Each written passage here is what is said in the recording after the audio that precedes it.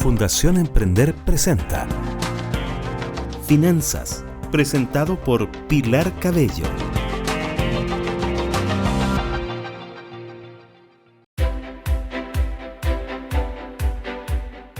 Profesional del área de auditoría financiera, procesos y tributaria con más de 25 años de experiencia en el desempeño de cargos de responsabilidad en empresas del retail, inmobiliaria, industria químico-farmacéutica, agro, frutícola, financieras y de servicios, o sea, multiárea, digamos, dedicada también al área académica, haciendo docencia en diferentes universidades en el ámbito tributario y financiero, y consultora de empresas llevando a cabo diferentes proyectos de reorganización societaria o familiar o de la gestión de la empresa.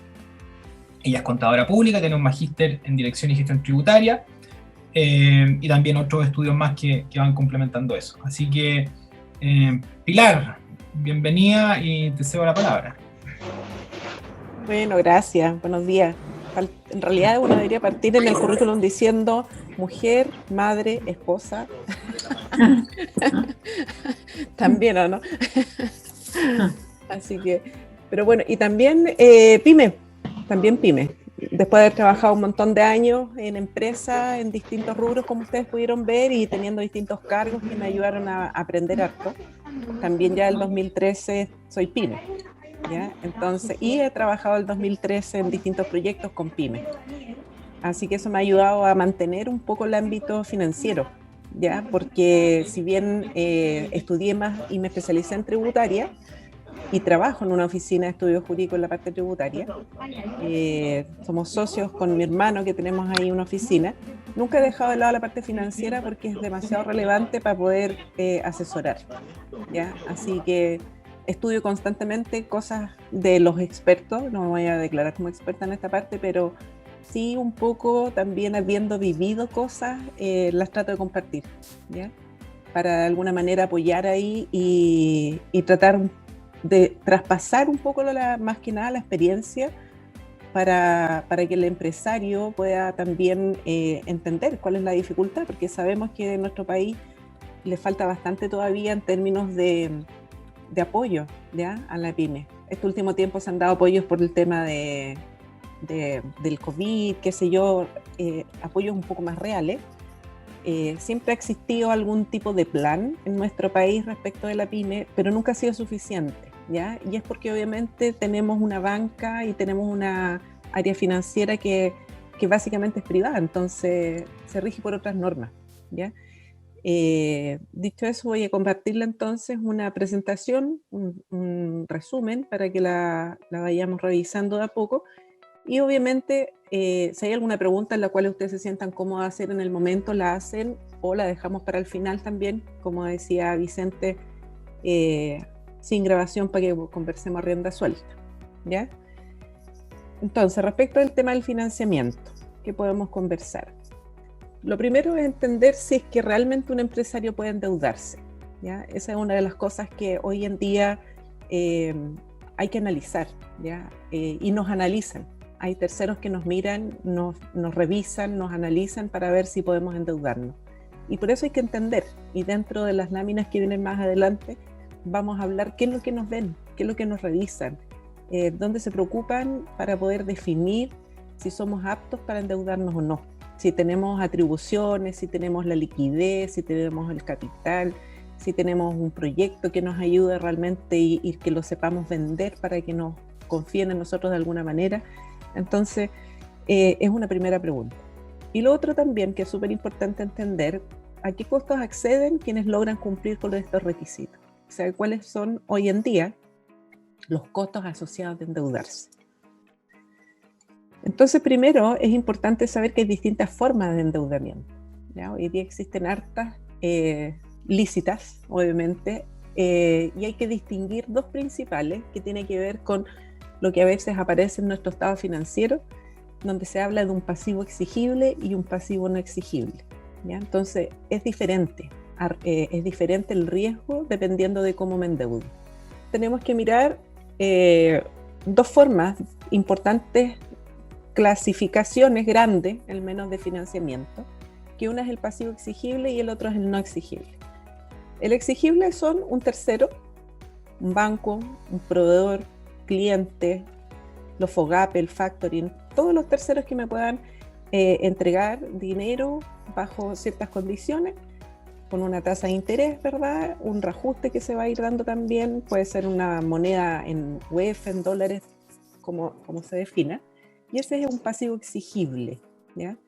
Pero la otra forma también de endeudarse, y a veces hay que mirar, es el pasivo no exigible. El no exigible es cuando yo invito a alguien, un inversionista, alguien que entra a mi sociedad, alguien que participa. Y ese tipo de financiamiento es diferente, ¿ya? Entonces las tasas de interés van a variar si es uno o es otro. El pasivo exigible en el mercado van a haber unas tasas que están dentro de un rango X, y en el no exigible va a depender de mi negocio y este inversionista que yo estoy invitando, que es lo que espera, ¿ya? Entonces, ¿cuáles son los riesgos de uno y otro lado? En el caso de los inversionistas, hay que tener en cuenta que va a ser alguien que va a llegar y va a aportar capital, que es lo que yo estoy buscando, ¿ya? A cambio de un derecho dentro de mi sociedad, si es que soy una sociedad de responsabilidad limitada, si soy una SRL, ¿verdad? O a cambio de acciones si es que soy una SPA o soy una sociedad anónima. Entonces, invito a alguien, esta persona coloca dinero, ¿ya? Y está haciendo un aporte de capital. Y que es un pasivo no exigible, es decir, no, en corto plazo se supone que esta persona no me va a pedir un pago. Lo que sí me va a pedir es que vayamos generando resultados y que a través de ese resultado este inversionista va a recibir dividendos o va a hacer retiro, ¿ya? Cuando invito a un inversionista como empresa, debo comprender que esta persona, tengo que buscar también personas que lleguen a aportarme conocimiento, ¿ya? No es que yo comparta con cualquiera o solamente por un tema de capital. Es importante que este inversionista sea alguien que vaya a entregar un poco de diversidad, ¿ya? Es importante que este inversionista traiga experiencia, ¿ya? Ustedes a lo mejor ayer escucharon las noticias de Notco, de esta empresa chilena y de tantas otras que nacen pequeñas con una idea súper potente, que empiezan a crecer y de a poco empiezan a ingresar, ¿ya? Inversionistas que esperan tener un retorno, pero que están apostando también ellos, porque nadie sabe en el futuro cómo nos va a ir, pero sí hay un riesgo de parte del inversionista que dice: yo voy a colocar mis lucas en esta empresa porque yo creo que le va a ir bien y yo creo que voy a recibir dineros importantes. Y lo que me interesa es que esta empresa siga creciendo porque es una buena idea, es un buen proyecto. En ese sentido tengo que tener ojo, porque va a ser un socio, ¿ya? Va a ser alguien que va a participar dentro de las decisiones, y a veces hay que tener ojo también en cuanto al porcentaje de participación, si es que soy una sociedad anónima o una SPA, ¿ya? Porque hay que distinguir que cuando es una sociedad de personas, como una sociedad de responsabilidad limitada, como bien lo dice la palabra, esa sociedad lo que importan son las personas. Por lo tanto, los porcentajes que tenga uno u otro no es tan relevante en el sentido de que puede tener un 0,1%, pero igual tiene derecho a decir que no, ¿ya? Y se toma en consideración la opinión cuando una sociedad responsable limitada. Sin embargo, si es una SPA, una sociedad anónima, se rige o se administra de una forma diferente. Entonces, los mayoristas, quienes tienen la mayoría de las acciones, o el 50% más una acción, son los que van a tomar la mayor parte de las decisiones.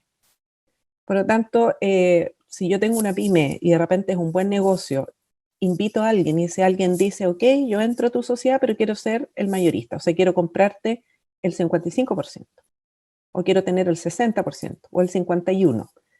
En ese sentido, si yo soy la persona que había fundado esta empresa y estoy permitiendo que entre un inversionista, generalmente es bueno hacer un pacto de accionistas para que también este que entra nos adueñe 100% de todo y seamos realmente socios. Son cosas que hay que ir viendo en el camino. Los socios, generalmente los inversionistas, piden antes de entrar, o el dueño, es conveniente que valoricen su empresa, ¿ya? Valoricen de la forma que se hace en el mercado, que se hace hoy día con otros criterios que no son, el contable es una valorización, pero es una valorización que es el piso.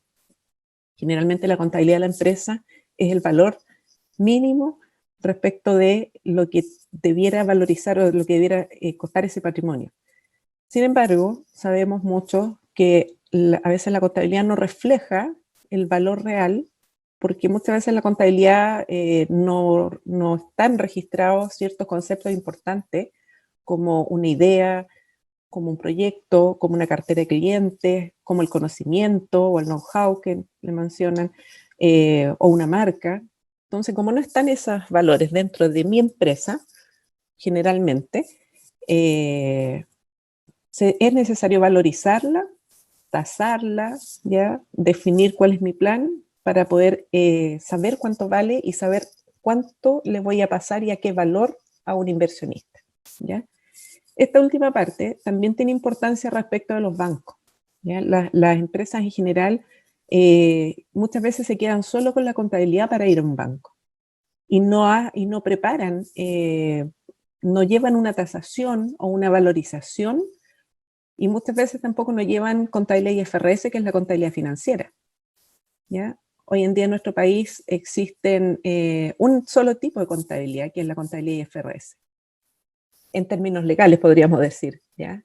Que es una contabilidad que es de acuerdo a normativa internacional, que son normativas europeas. Y esto cambió hace hartos años, cuando Chile decidió incorporarse a la OCDE, a la Organización de Cooperación de Desarrollo Económico. Cuando decidió ingresar a la OCDE le dijo, ok, sabes que todos los países que están en la OCDE, para que seamos todos o nos leamos todos de la misma manera, hay varias cosas que cumplir. Dentro de esa es el ámbito financiero, donde todos nuestros países que están en la OCDE llevan o contabilidad USGAP o contabilidad IFRS, que son dos normativas internacionales.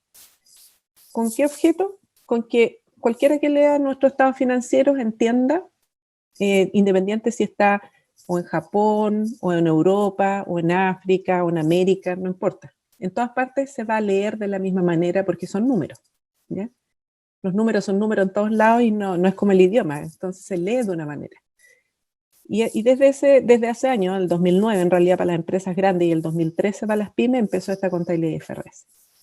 Y esta contabilidad IFRS, la diferencia que tiene con la contabilidad anterior, o contabilidad tributaria, ¿ya? Que de repente también la mayor parte de las empresas llevan, es que la contabilidad tributaria lleva el valor de los bienes corregidos por IPC.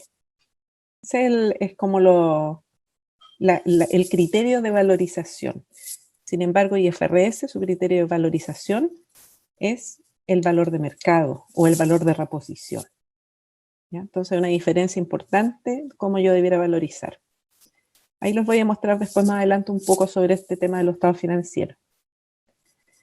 Otra forma de financiarse es a través de los clientes, ¿ya? Yo a veces puedo tener buenos clientes como empresa, con los cuales quizás este cliente me considera un proveedor estratégico, ¿ya? Un proveedor donde le interesa a este cliente que le cumpla y me porto bien con ese cliente. Entonces a veces se da que entre empresas en B2B, o sea, en empresa a empresa, se da el pronto pago, ¿ya? Las empresas pagan a sus proveedores anticipadamente con una tasa de descuento, pero les pagan en forma inmediata. Así que también es una forma. O también se ocupa el confirming, que tiene que ver con los bancos, ¿ya? Donde se confirma esta venta y ya el banco sabe que va a llegar un dinero, que es un poco distinto al factoring, es para el otro lado. También es una forma de financiarse a través de los clientes. ¿Pero qué significa eso? Que como proveedor tengo que ser un proveedor que me tengo que especializar o que tengo que ser cumplidor con estos clientes para que estos me den el anticipo. Por ejemplo, a mí me ha tocado ver casos, ¿ya? Donde, desde la parte tributaria, donde nos han preguntado a veces alguna pyme, ¿sabes qué? Este producto que yo estoy exportando es muy bueno, les ha gustado mucho a mi cliente, y tengo un cliente en Estados Unidos que incluso para que le cumpla yo en entregar mi producto por 2 años, me comprometa y ellos me ofrecen en pagarme ahora un anticipo para que yo pueda generar el producto. ¿Por qué? Porque se convierten en un proveedor estratégico, ¿ya? Y eso obviamente se hace un análisis de que si hay un impuesto adicional y todo el cuento, pero se da, ¿ya? Se da esa posibilidad, pero para eso me estoy convirtiendo en un proveedor que soy estratégico para ese cliente. Por el otro lado, cuando yo compro, también existe financiamiento a través de proveedores, que es un poco quizás lo más típico, lo más común, pero a veces tampoco hago un análisis o un compromiso con algún proveedor que para mí es estratégico, donde también acuerde con ellos la forma de pago, donde existe una evaluación, que ellos me conozcan, donde existan descuentos por volumen, donde hay un compromiso de si te compro tanto, qué sé yo, te compré en un año, en el 2020, tantos millones, y en el 2021 voy a crecer el doble, por lo tanto te voy a comprar el doble, así que acordemos un descuento, ¿ya? Y además acordemos plazo. Eso también es un tema que hay que analizar, porque a veces yo voy comprando, sobre todo las pymes que están a veces empezando, no llevan mucho tiempo, compran en distintos, ¿ya? Y no existe un proveedor estratégico, y es bueno tener alianza. Es bueno tener 2 o 3 proveedores que son importantes para mí, y como son importantes y ellos me reconocen importante, les conviene también a veces darme un crédito porque me conocen, porque saben que voy a cumplir, porque saben que les voy a seguir comprando, ¿ya? Así que también es una forma de analizar financiamiento y buscar pagar un poco más en plazo. Con respecto al tema de los pagos, hay una ley que salió ya hace unos años que no ha tenido la importancia o no se ha cumplido o no ha cumplido el objetivo con lo cual fue creada. Es una ley que se venía trabajando hace muchos años, del siglo XX, de los años 90, y se logró recién hace poco, y que el objetivo también tiene que ver con que a los pymes, ¿ya?, le paguen con un máximo de 30 días. Y esto tiene plazos. Esto aplica para cualquier tamaño, tipo de empresa, pero está especialmente diseñada para que las grandes empresas le puedan pagar a las pequeñas empresas. Pero aplica para todas, ¿ya? Excepto para los que son exportadores. Si no existe este compromiso o no se cumple con pagar a 30 días, cuando yo emito la factura, van a haber ciertas sanciones. Hoy día está estipulado que quien incumple debe pagar un 1% como comisión fija por los saldos insolutos, ¿ya? Y además de eso se va a aplicar un interés por cada día de retardo para aquellas deudas que son superiores a 200 UF o inferiores a 5.000, ¿ya? Solo habrá excepción de plazo si es que entre cliente-proveedor se firma una cláusula o un acuerdo y en vez de 30 días se acuerde, no, mira, la verdad es que yo pago 40, 45, máximo 60. Pero esto no tiene que ser abusivo. Si no existe este acuerdo firmado con alguien, en rigor me debieran pagar a 30 días. ¿Ya? Ahora, en general, obviamente, si yo emito una factura y no me pagan a los 30 días del vencimiento de esa factura, en la práctica es difícil que alguien vaya a alegar, porque no quiere perder al cliente, ¿ya? No quiere entrar en un conflicto comercial. Pero sí, obviamente, se supone que esto debiera generar intereses o generar este incumplimiento de esta comisión, y que si en algún minuto ustedes tienen algún tipo de cliente o de cliente que no les esté pagando, podrían quizás a lo mejor empezar a exigir este pago en la fecha que corresponde bajo esta ley.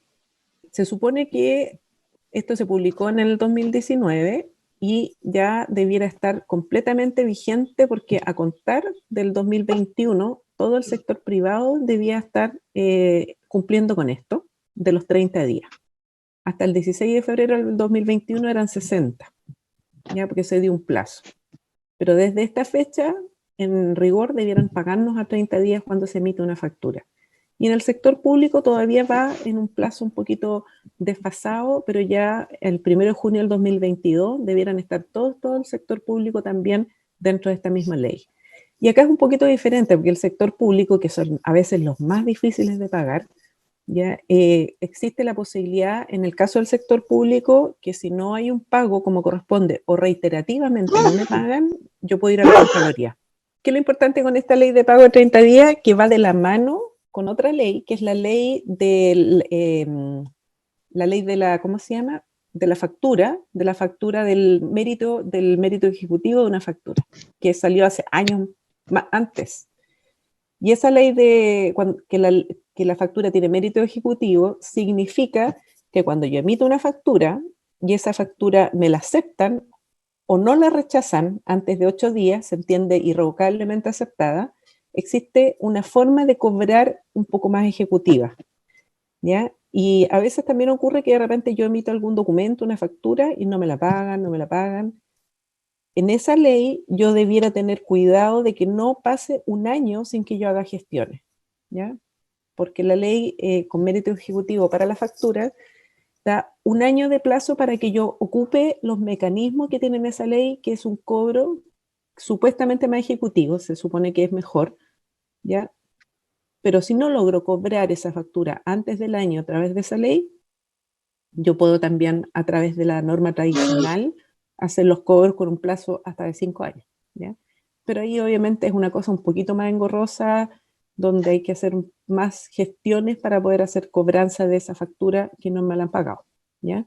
Entonces tenemos esta ley con mérito ejecutivo, tenemos la ley de pago a 30 días y que son normas que se supone que debiera apoyar a que sean pagos a tiempo para efectos de que las pymes puedan tener el dinero que corresponde para seguir haciendo el negocio.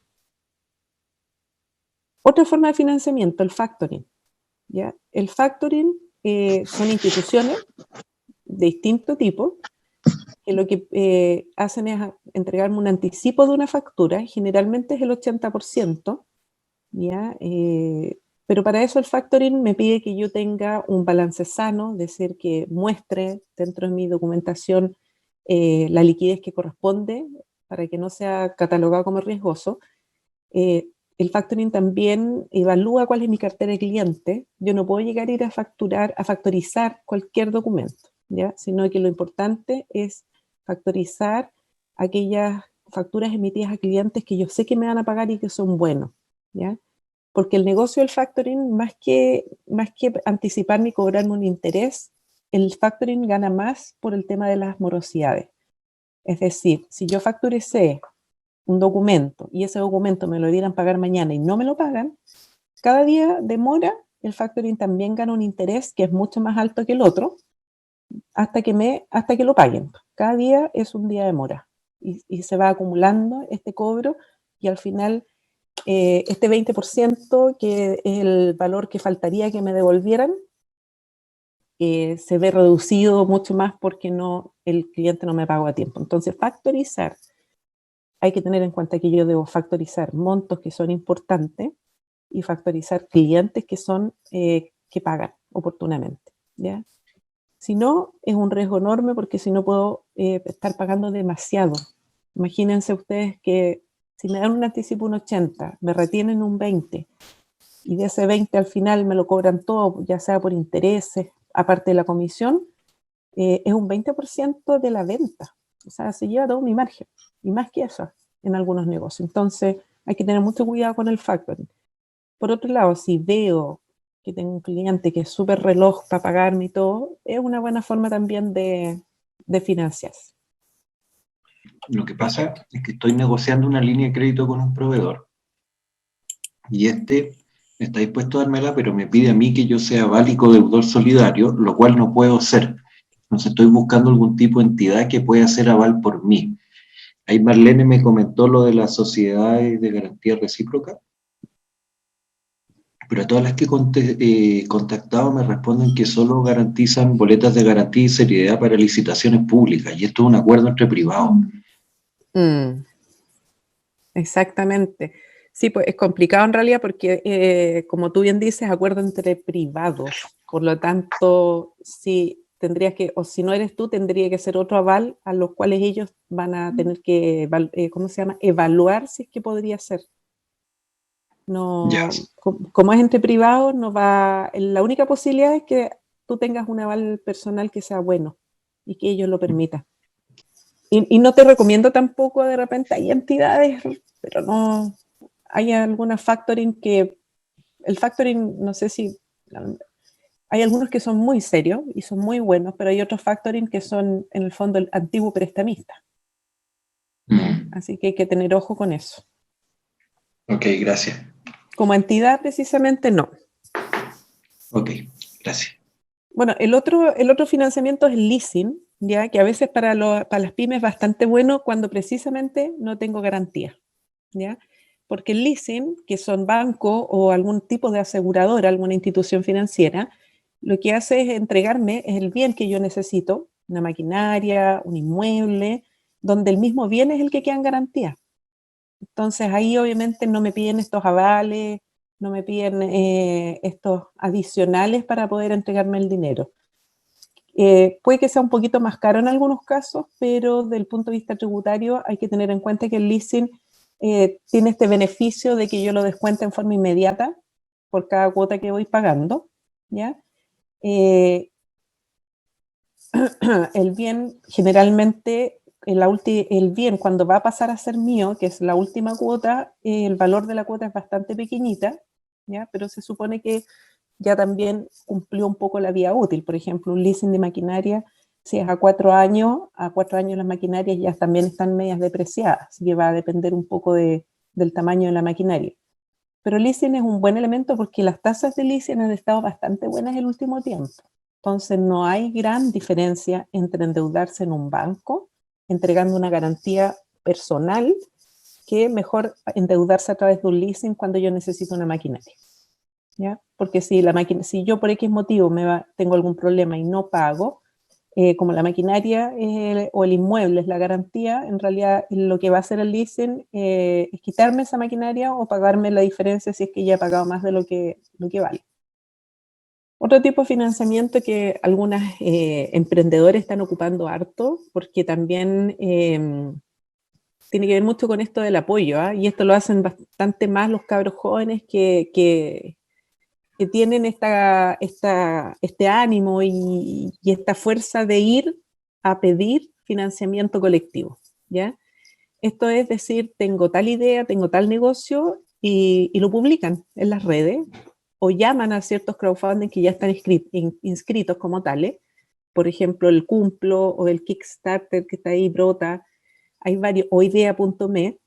Todos ellos son agrupaciones de distintos, del que quiera, donde pone un monto X para que resulte ese negocio que quiere hacer este emprendedor, ¿ya? Entonces, cuando está empezando un negocio o una idea dentro de una empresa, está esta posibilidad también de financiarse a través de estas donaciones que hacen muchas personas, y son donaciones, no es que estas personas vayan a hacerse parte de tu negocio, sino que derechamente te están donando. Así que también hay que considerarlo para algún tipo de negocio, alguna idea nueva que tenga, en especial si me estoy tratando de convertir en una empresa B, que es una empresa donde existe el dobleimpacto.com, ¿ya? Que también apoya mucho a este tipo de empresas que están cada vez existiendo más dentro de nuestro mundo laboral, de nuestro mundo empresarial, ¿ya? Así que no hay que dejar de lado el crowdfunding también. Y los bancos, que lo dejé para el final, que es lo más común, se supone que como empresa, cuando nace una empresa, muchas veces los bancos no llegan y te hacen una apertura de cuenta si es que no hay alguien atrás, ¿ya? El nacimiento de una pyme y el nacimiento en un banco está ligado mucho de la historia que tenga el dueño de la empresa que está creando. Y a veces cuando tú como dueño de empresa tienes una cuenta en un banco, ahí se te hace más fácil, ¿ya? Que te abran una cuenta a una persona jurídica, a este negocio. Estas cuentas siempre van asociadas a una línea de crédito y una tarjeta de crédito, ¿ya? Donde lo ideal no es ocupar ninguna de las dos, a menos que sea de muy corto plazo, ¿ya? El endeudamiento de línea de crédito y tarjeta de crédito es corto plazo. Si yo necesito endeudamiento a largo plazo, lo importante es pedir un crédito definitivamente, ¿ya? No ocupar tarjeta ni línea porque son tasas de interés muy caras y que van sumando sobre el saldo insoluto una nueva tasa de interés si yo no pago. ¿Qué pasa con los bancos? Que me piden garantía, me piden avales, ¿ya? Y todo eso va a depender de cuál es el riesgo que tienen ustedes como empresa. Entonces, entendiendo un poco más respecto de todo este endeudamiento, pero en especial el tema de los bancos, una de las cosas que hay que tener en cuenta es que el banco no es un inversionista, no es parte de mi negocio, sino que el negocio de ellos es prestar dinero. El negocio de ellos es ganar un interés, es cobrar una comisión, es cobrar una administración. Por lo tanto, también ellos evalúan a quién le van a prestar dinero. Pero siempre van a evaluar aquellas empresas y van a prestarle a aquellas empresas que sí muestran que tienen flujos para poder pagar esta deuda, pagar este préstamo que yo estoy haciendo. ¿Qué cosas generalmente o qué requisitos pide el banco para poder entregar financiamiento?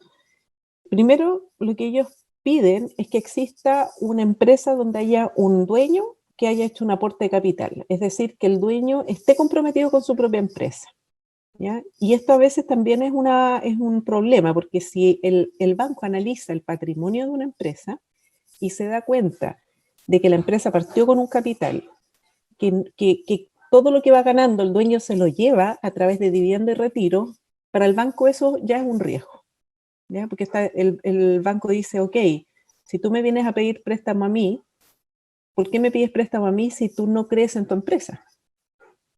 Entonces ahí el dueño dice, ¿cómo que no creo en mi empresa? Sí, pues tú no crees en tu empresa porque tú no estás dejando plata en tu empresa para que tu empresa siga creciendo, te la estás llevando toda. Entonces esa es la forma de verlo desde el punto de vista financiero. Porque uno podría decir, oye, pero es que yo como dueño necesito para vivir sacar plata. Sí, pero es tanto lo que sacas que al final no permites que crezca el patrimonio. Entonces tú no puedes sacar más de lo que ganas, por un lado, y ojalá saques un monto que permita que dejes algo dentro de tu empresa para que ésta se mueva, para que tenga capital de trabajo. Entonces lo primero que se fija el banco es eso, y le van a mirar dentro de su estado financiero el patrimonio y el comportamiento que ustedes han tenido como dueños de la empresa. Entonces ya ese es un punto donde dicen, aquí hay un riesgo. Porque si tú no dejas, quiere decir que tú tampoco crees en tu empresa, entonces me vienes a pedir a mí, que es más riesgoso, ¿ya? El otro punto es el conocimiento del negocio, el know-how. ¿Qué tan capaz es este dueño de gestionar su negocio técnicamente? ¿Ya? ¿Qué es lo que ocurre acá? Es que generalmente no todos, pero muchos empresarios cuando van al banco a pedir dinero, el banco les empieza a hacer preguntas. Ya, pero ¿qué endeudamiento tienes tú? No sé. ¿Qué significa esta cuenta del banco? Déjame llamar al contador. ¿Cuánto vendiste el año pasado? A ver, no me acuerdo bien. Entonces, todas esas cosas, cuando un dueño de empresa va a hablar con un ejecutivo y no conoce o no le muestra al ejecutivo que conoce su negocio, que sabe técnicamente de qué es lo que están en su estado financiero o cuánto vale, cuál es el margen que tengo, cuál es el margen de la industria, ¿ya? Todo eso hace que, pucha, el dueño como que no sabe cómo está llevando su negocio, como no sabe cómo lo está gestionando, ¿ya? Y esto no tiene que ver con que el dueño de una empresa no sepa del negocio propiamente tal, sino que a través de la información financiera, si no sabe hablar de su negocio del punto de vista financiero, ya también hay un poquito de resquemor en entender si va a ser capaz de gestionar para poder pagar la deuda o lo que le está prestando, ¿ya? Así que también es una forma, ¿qué es lo que alegan muchas veces los bancos, los ejecutivos bancarios cuando van a pedirles dinero a los empresarios? Es que muchos van a pedir plata pero sin un PowerPoint, por ejemplo, sin contarle cuál es su proyecto, sin mostrarle un plan de crecimiento, sin mostrarles un flujo de caja, van así nomás, necesito plata. Y el ejecutivo les dice, mándenme toda la información y se demoran en enviarlo y no hay una explicación. Entonces todo eso perjudica, ¿ya? ¿Qué es lo que al final el ejecutivo hace? El ejecutivo empieza a sacar su propia información. El ejecutivo dice, a ver, ya, mándame la carpeta tributaria. Y el ejecutivo empieza a armar información. Y ese es un riesgo, porque cuando el ejecutivo arma información, se puede equivocar. Y probablemente se equivoque porque no conoce bien el negocio de ustedes. Entonces acá lo importante es al revés, que yo como empresario vaya y le diga, esto es mi negocio, esto es lo que yo vendo, esto es lo que yo pretendo vender el próximo año, este es el margen que tengo, ¿ya? Eso generalmente es lo que no se hace y obviamente el ejecutivo hace lo que puede y de repente se equivoca. Y a veces también no quiere arriesgarse. Y finalmente, con respecto a la gestión financiera, ¿qué tan capaz es este dueño de rentabilizar la inversión que hizo? Y eso también es mirando los estados financieros. Entonces, ¿cuál es una de las trabas que tenemos muchas veces? Es la información. Con respecto al FOGAPE, que es otro tipo de financiamiento, ¿ya? Hoy día, el FOGAPE es algo que existe hace muchos años, pero que muchos conocieron el año pasado con el tema del COVID. Este tipo de financiamiento tiene garantía estatal y se entrega generalmente a las pymes, ya con ciertos requisitos. Por ejemplo, en el caso de las que no venden más de 25.000 UF, les entregan una cobertura de un 80% cuando piden hasta 3.000 UF. y de 50% entre 3.000 y 5.000 UF. ¿Ya? A las medianas, un 50% de cobertura cuando piden 10.000. A los exportadores también le prestan 80% de 5.000, o a las organizaciones de pequeños empresarios, ¿ya? También que no tienen límite de venta, 80% hasta 24.000 UF. ¿Cuál es la ventaja? Es que da acceso a un financiamiento cuando yo no tengo una garantía que entregar, que es lo que generalmente le pasa al empresario, no tiene garantía. Entonces, cuando no tengo garantía, tengo que ir a buscar el FOGAPE. ¿Qué es lo que financia el FOGAPE? Capital de trabajo, proyectos de inversión o incluso dineros para constituir o aportar a sociedades relacionadas, cuando yo quiero constituir una sociedad. Esto es porque están incentivando desde el punto de vista del gobierno también que los empresarios que aún son empresarios unipersonales, es decir, que actúan en el negocio con RUT, lo están incentivando a que se conviertan en personas jurídicas. Así que también hay que tener ojo con el tema del FOGAPE. Ahora, ¿qué es lo que ocurre en la práctica con el FOGAPE? Esto es un préstamo que se entrega a través de financiamiento Corfo, pero no es Corfo el que lo entrega, sino que es el banco, porque Corfo es una institución que no tiene la facultad de entregar préstamos. Entonces yo tengo que ir a un banco, a una institución financiera, a decir que quiero un FOGAPE. Antes del COVID, ¿ya?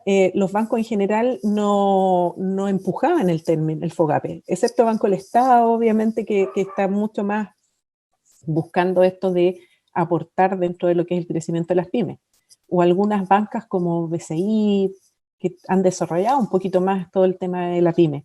Pero los otros bancos, muchas veces el FOGAPE ni siquiera le cuentan al empresario que existía, no le contaban, ¿ya? Hoy día la mayoría ya sabe que existe el FOGAPE.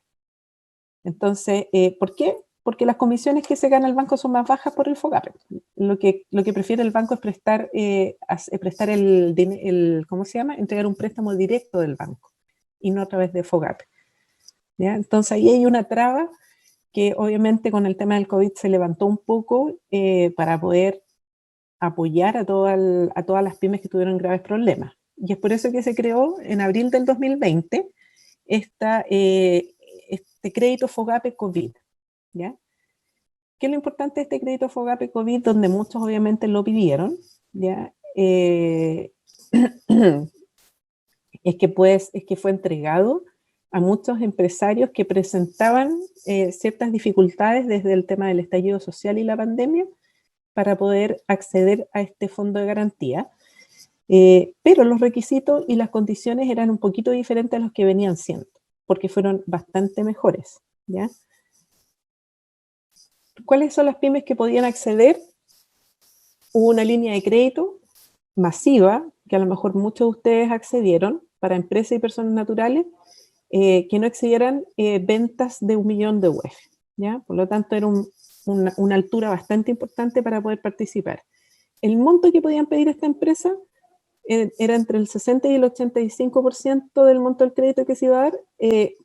Analizaban 3 meses de ventas que tenían con respecto a la liquidez, ¿ya? El análisis que hacían eran de la liquidez de estas empresas por 3 meses de venta. Habían distintas formas de analizar, ¿ya? Analizaban los 12 meses anteriores a la fecha del préstamo, o hacían el análisis de octubre del 2018 al 30 de septiembre del 2019, o el 2019. Las instituciones financieras elegían cómo analizaban. Las instituciones financieras elegían a quién también le entregaban. No era obligación para las instituciones financieras entregar esto, ¿ya? Y eso también fue un tema porque muchos pensaban que a todos les iba a llegar este préstamo o a todos se lo iban a dar, pero no, porque los que estaban sobreendeudados no se lo dieron. A los que no tenían información de ventas menores tampoco. Incluso se supone que esto se lo daban a quienes tenían problemas en las ventas y también se lo dieron a algunos que no tenían problemas de nada. Entonces igual no cumplió todo el objetivo que correspondía. El destino era bastante amplio: remuneraciones, pagar arriendos, suministros, facturas, gastos de seguro, gastos del negocio, etc. ¿Ya? Ese era el destino. Se supone que no se podía ocupar este crédito COVID para pagar otros préstamos, ¿ya? Pero la mayoría lo hizo, porque convenía. Lo que no se sabe es si va a haber algún tipo de sanción por eso. Yo creo que no, pero no lo sabemos. El compromiso que tomó el gobierno con esta ley es que los créditos, esta TPM, la tasa política monetaria que iban a ocupar, iba a ser mucho más baja, lo que implicaba tener una tasa de un 3,5% anual, ¿ya? Algo que nunca se había dado, bastante histórico, donde habían tamaño, o sea, porcentajes de acuerdo al tamaño de la empresa. 85%, por ejemplo, a las que vendían menos de 25.000, o en el caso del número 4 que aparece, hasta un 60% en el caso de las que eran más grandes. Condiciones, 24 y 48 meses, no había que estar moroso, habían 6 meses de gracia, la institución financiera no podía establecer ningún costo si es que yo quería prepagar. Si ustedes hoy día pidieron el FOGAPE y quieren prepagar, no les tienen que cobrar nada adicional por ese prepago, ¿ya? La institución financiera que otorgaba este crédito podría haber reprogramar créditos que tenían en esa misma institución financiera, eso sí se podía hacer, ¿ya? Y las instituciones financieras lo iban a otorgar a sus clientes actuales, ¿ya? Ese fue un tema también de discusión, no es que iban a darle a algunos nuevos. Ahora se creó, en el año 2021, el FOGAPE Reactiva, que no tiene las mismas condiciones, ¿ya? Igual sigue siendo bueno, porque este FOGAPE también cumple el mismo objetivo, prestar dinero con garantía del Estado.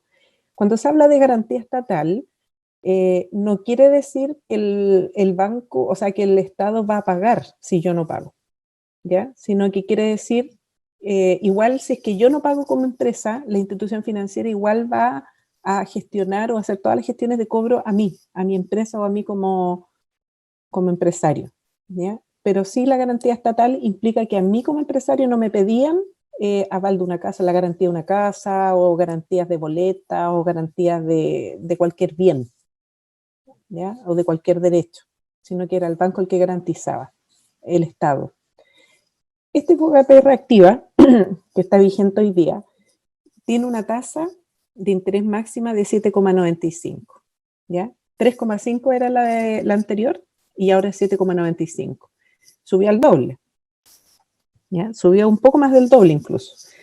Y en este FOGAPE Reactiva es donde muchos bancos están llamando a las empresas que quieran tomarlo, pero hay que tener ojo que no me conviene cambiarme de un FOGAPE COVID a un Reactiva porque la tasa de interés es el doble más alta, ¿ya?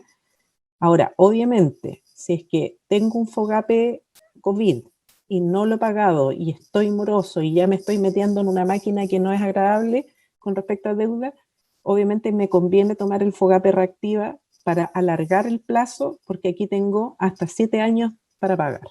Entonces ahí yo tengo que hacer una evaluación. Quizás voy a pagar más intereses, pero por último voy a tener efectivo, ¿ya? Porque las empresas, las pymes o las empresas en general, no quiebran porque tienen un buen negocio, sino que quiebran porque no tienen efectivo. Quiebran porque no tienen plata para poder operar. Entonces, si estoy en una posición difícil, donde no tengo dinero para pagar las deudas actuales, donde necesito ya tener un crédito, me conviene tomar el FOGAPE Reactiva antes que otros créditos que me puedan dar el banco, ¿ya? A pesar de que pierda quizás el FOGAPE que tenía anterior, que era el COVID. También este FOGAPE Reactiva, si es que lo quiero prepagar, no va a tener un costo de prepago, ¿ya? Así que también eso es importante tener en cuenta. En el caso del Banco del Estado, que es el que más está incentivando el FOGAPE Reactiva, lo que menciona el Banco del Estado es que podrán acceder clientes que no posean mora mayor a 29 días en el sistema financiero, ni una mora superior a 60 con el Banco del Estado. Y este financiamiento está sujeto al cumplimiento de los requisitos del reglamento FOGAPE y obviamente siempre ellos se dan el derecho a la evaluación crediticia. O sea, ellos van a evaluar a esta pyme, van a hacer los análisis para ver si le prestan el dinero.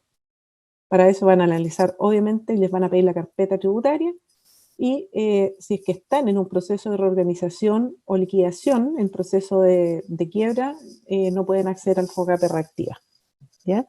¿Qué es lo que hay que tener en cuenta entonces en general con el tema de los bancos? Es que ellos, a través de sus préstamos como banco o a través del FOGAPE, van a estar siempre estudiando el riesgo de ustedes como empresa, ¿ya? ¿Cuál es el riesgo de ustedes? ¿Cuál es el perfil? Porque dependiendo del riesgo de ustedes, también es la tasa de interés. Podría aumentar o podría disminuir, ¿ya? Y dependiendo de las garantías que ustedes entreguen. Obviamente el FOGAPE me pide mucho menos garantía que cualquier otro crédito. Si no puedo pedir un FOGAPE, tengo que tener garantías para poder entregar dependiendo de mi riesgo. ¿Cuáles son las garantías? Y esta es una encuesta que se hizo en el 2019. En general, las garantías que se usan para los bancos, hay 76% en el 2019 fueron garantías propias, ¿ya? O con otros fueron 16% y con Corfo un 16%. O sea, siguen siendo las garantías para los bancos las propias las que más se ocupan para efectos de pedir un préstamo. Lo que es riesgoso igual para cualquier empresario, porque lo ideal es no tener garantías o no dar en garantías mis propios bienes, ¿ya? Sino que lo ideal es empezar a ocupar mucho más Corfo. Pero para eso tengo que saber bien si tengo la posibilidad de pedir este FOGAPE y además tengo que tener un ejecutivo que me permita pedir FOGAPE. ¿Y a qué me refiero con esto? Es que en la práctica va a depender mucho del ejecutivo que yo tengo en el banco, cómo me va a ir en los créditos, ¿ya? Hay ejecutivos que son súper apoyadores y que son bastante transparentes y que te van a ofrecer las cosas mejor para ti como empresario. Pero hay otros que no. Hay otros que están viendo la comisión que van a ganar y en vez de darte un FOGAPE van a preferir entregar un crédito que es del banco y te van a pedir garantías propias, garantías personales. Entonces, ¿qué es lo que tiene que hacer el empresario generalmente? Es tratar de ir a más de un banco. No es bueno estar con un solo banco. En el caso financiero, en el caso bancario, siempre es bueno hacer shopping, ¿ya? Siempre es bueno ir a varios, conocer a varios bancos, no casarse con uno solo, porque cuando estoy con uno solo es un riesgo enorme. Puedo tener un súper buen ejecutivo, me lo cambian y la situación me va a cambiar. ¿Cuál es la forma en que los bancos generalmente calculan o determinan la tasa de interés que le van a dar a ustedes? Primero hay que entender cómo ellos estructuran estas tasas de interés, ¿ya?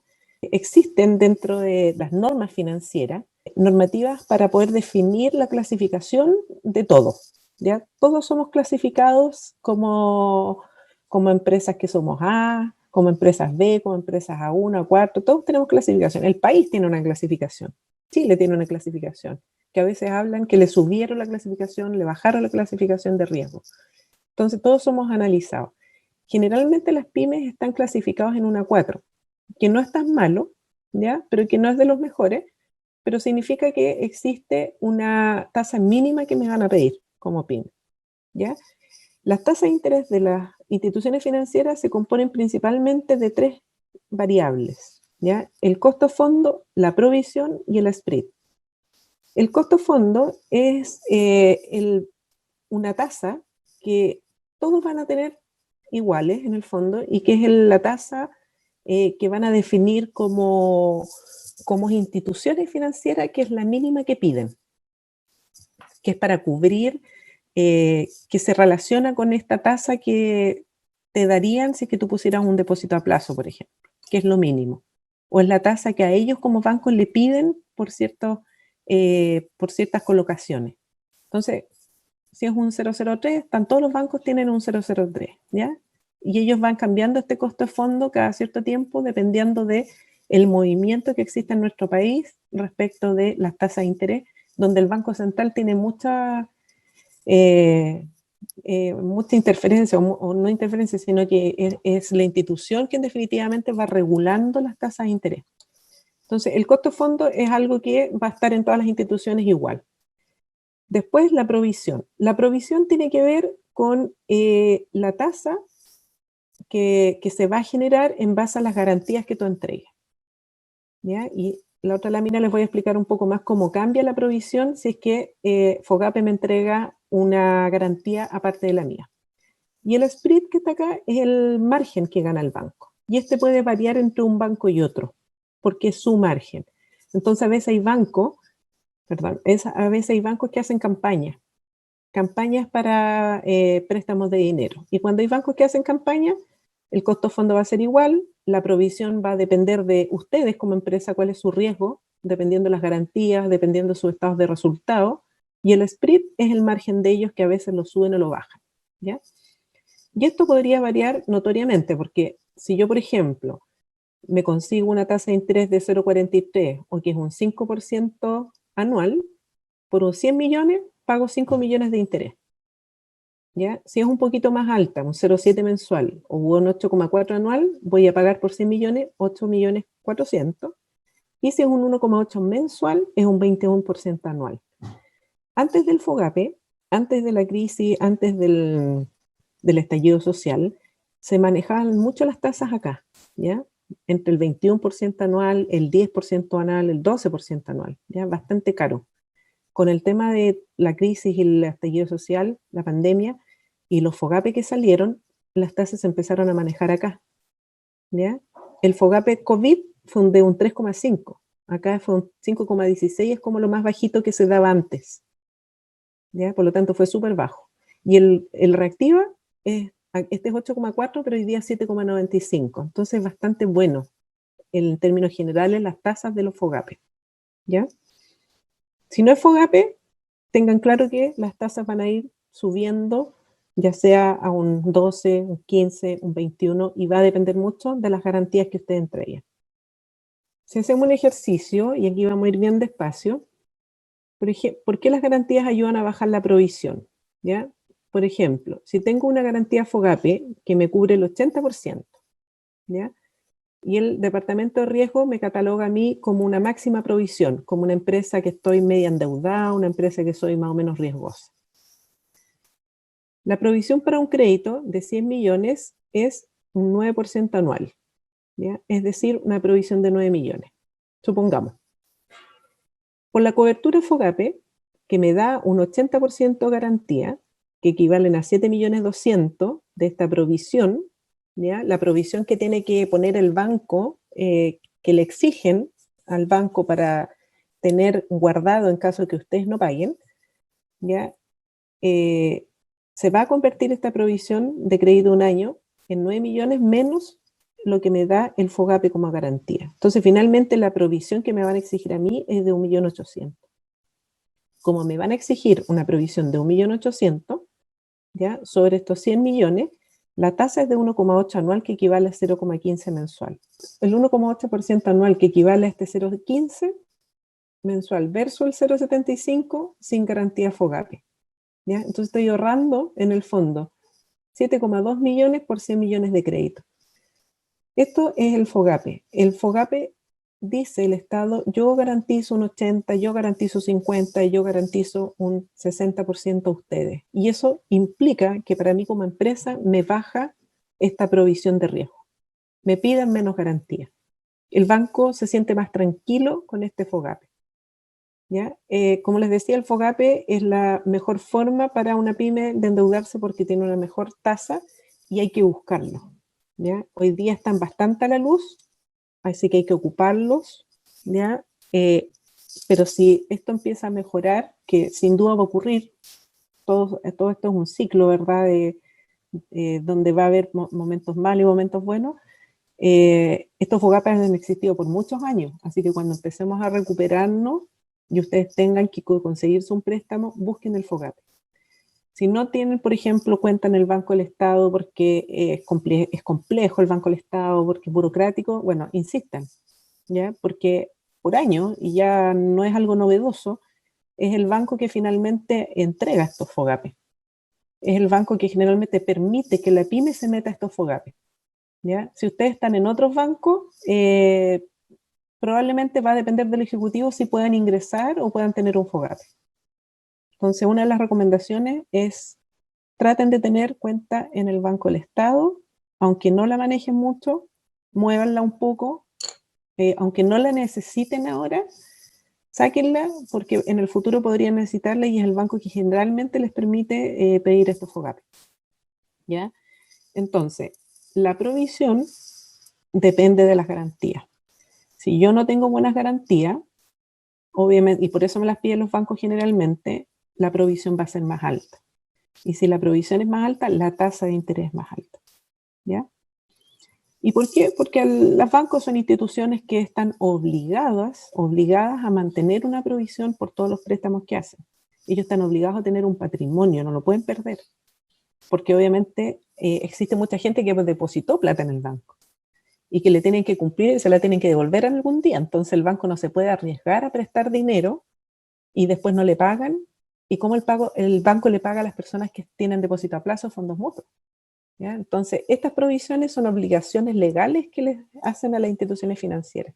Y ellos obviamente se cubren pidiendo garantías reales, como pidiendo la garantía de un inmueble, un departamento, una casa, ¿ya? Para poder estar seguros de que si le hacen un préstamo y ustedes no pagan, ellos van a tener a quién quitarle o a quién venderle este bien. Otro ejercicio respecto del tema de las tasas de interés y el costo fondo. El tema de la provisión y el spread depende mucho, no solo de las garantías, sino que también de la gestión financiera. Y estos costos, por ejemplo, acá si ustedes ven el costo fondo en este ejercicio, los tres es el mismo costo fondo, ¿ya? Para todas las instituciones financieras definen un costo fondo igual y lo mantienen, pero va a ir cambiando mi clasificación. Si es una 6, una 4, una 5, ¿ya? El A6 es el más riesgoso, el A4 es el menos riesgoso, y así me clasifican, dependiendo de mi información, dependiendo de lo que a mí me ha pasado como empresa. Y ahí va a variar esta provisión dependiendo de estas garantías que yo tenga y del comportamiento financiero. Y el margen va a variar de acuerdo al banco que me está prestando el dinero. Entonces va a haber una diferencia importante entre una empresa y otra.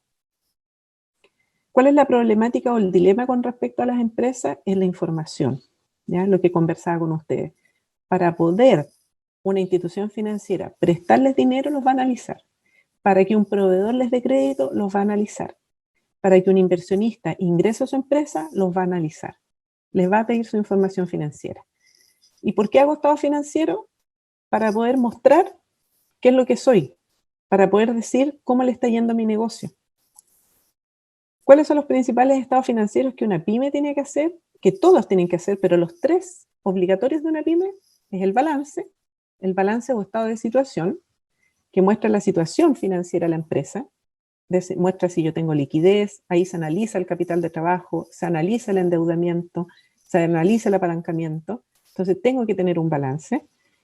También está el estado de resultado, donde muestra la situación económica, es decir, cuál es mi rentabilidad, cómo me está yendo en el negocio, gané, perdí, cómo lo gestiono. Y también el flujo de caja que muestra el uso de los recursos obtenidos, dónde está la plata. La tengo en activo fijo, la tengo en inventario, me tienen que pagar, yo tengo que pagar. Entonces son tres informes que las pymes tienen que hacer. Pero son los tres informes que generalmente no las encontramos. O los encontramos en un formato que no es el formato para una institución financiera y me los pueda analizar financieramente, ¿ya? Generalmente la pyme lo que hace es llevar un balance de 8 columnas que lo ve una vez al año para efectos de pagar los impuestos, ¿ya? O a veces algunas pymes sacan el estado de resultados para ver cómo le está yendo, pero no sacan un balance. Entonces no tienen un informe adecuado para que los analicen. Nuestros estados financieros son estudiados por las personas que quieren saber de la situación financiera, la situación económica o el uso de los fondos.